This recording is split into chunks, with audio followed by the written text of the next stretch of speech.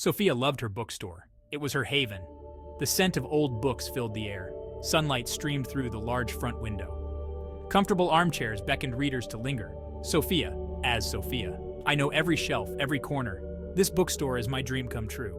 Sophia spent her days surrounded by stories. She helped customers find their next great read. She hosted book clubs and author signings. Each day felt magical. She poured her heart into creating a welcoming space. The bookstore was her heart and soul. Sophia, as Sophia. One Tuesday afternoon, rain lashed against the windows. Thunder rumbled in the distance. The shop was empty. The weather was keeping customers away. I sighed, hoping for a break in the storm. Suddenly, the door burst open. A gust of wind swept in, bringing with it a spray of rain. A tall figure stood silhouetted against the storm. He was soaked to the bone, his hair plastered to his forehead. Sophia caught her breath. Jack, as Jack.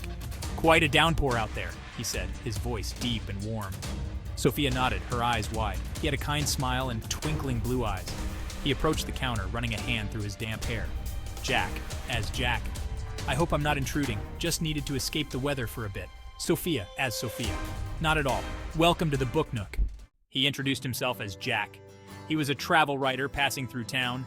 Sophia felt a spark of interest. She loved hearing about far-off places. They talked for what seemed like hours. He was witty, intelligent, and shared her passion for books. Jack as Jack. This first edition, Hemingway, is amazing. Jack browsed the shelves with a keen eye, his fingers tracing the worn spine. Sophia's heart skipped a beat. They discussed their favorite authors, their words tumbling over each other in excitement. He loved the classics, just like her. Sophia, as Sophia. The storm raged outside, but inside it was warm and inviting. I felt an undeniable connection with Jack. It felt as though I had known him forever. I found myself hoping the rain wouldn't stop anytime soon.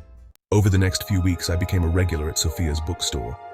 They spent hours talking, their conversations flowing effortlessly. I discovered a shared love of adventure in him. He invited her to explore the city with him, to see it through his eyes. We wandered through bustling markets, our laughter echoing through the streets. They visited hidden cafes, sipping strong coffee and sharing stories. I showed her the beauty in everyday moments, just like she showed me the magic in a good book. One evening, they walked along the beach as the sun dipped below the horizon.